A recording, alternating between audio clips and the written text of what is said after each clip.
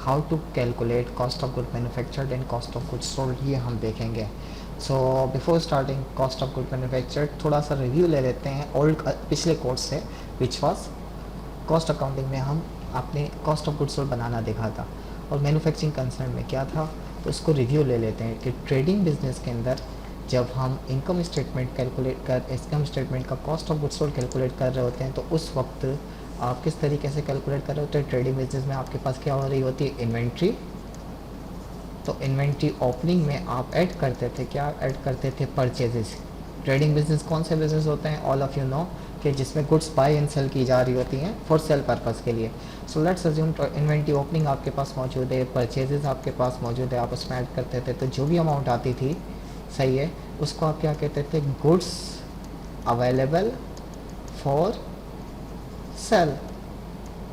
तो सेल के लिए जो अमाउंट मौजूद है उसमें से हम लेस कर देते थे, डिडक्ट कर देते थे inventory ending.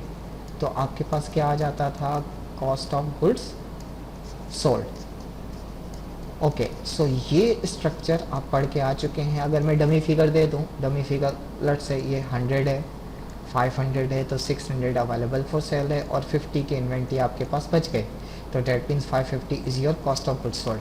However in manufacturing business ऐसा नहीं होता। मैन्युफैक्चरिंग बिजनेस के अंदर इन्वेंट्री रिप्लेस हो जाती है फिनिश गुड्स। क्यों? क्योंकि मैन्युफैक्चरिंग बिजनेस के अंदर आप जो बाय करते हैं वो सेल नहीं करते, उसको यूज़ करते हैं प्रोडक्शन प्रोसेस के लिए। तो आप फिनिश गुड्स ओपनिंग में हम प्लस कर देते हैं, क्या प्लस कर देते हैं, कॉस्ट ऑफ गुड्स मैन्युफैक्चर्ड, ठीक है, जो भी अमाउंट होगी। तो आपके पास जो आता है उसको क्या कहलाएगा, finished goods available for sale, और इसमें से हम लेस कर देते थे फिनिश गुड्स एंडिंग। तो आपके पास आ गई figure cost of goods sold की।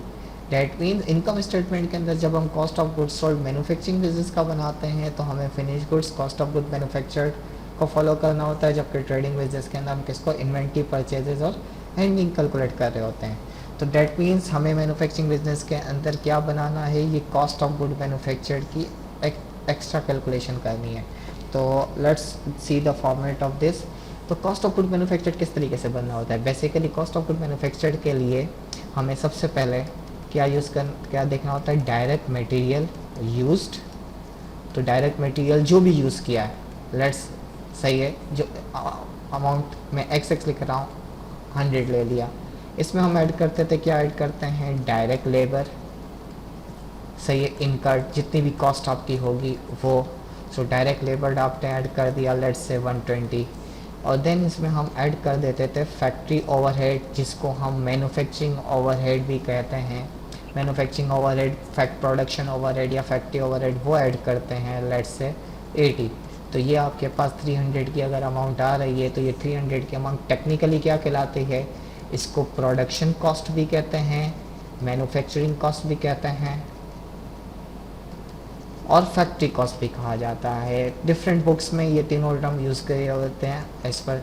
बट इज़ इट नेसेसरी कि जितनी आपकी कॉस्ट प्रोडक्शन की है या जितनी आपकी मैन्युफैक्चरिंग की कॉस्ट है और फैक्ट्री कॉस्ट है, उतने का ही गुड्स आपने सामान प्रोड्यूस किया हो, नहीं।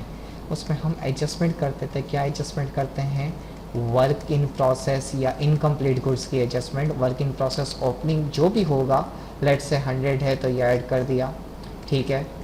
तो अब हमारे पास जो वर्ड अमाउंट आएगी उसको हम कहेंगे total work put in process, which is जो भी अमाउंट होगी ऐड करने के बाद, सही है, उसमें हम डिडक्ट कर देंगे, क्या डिडक्ट कर देंगे, वर्क इन प्रोसेस एंडिंग।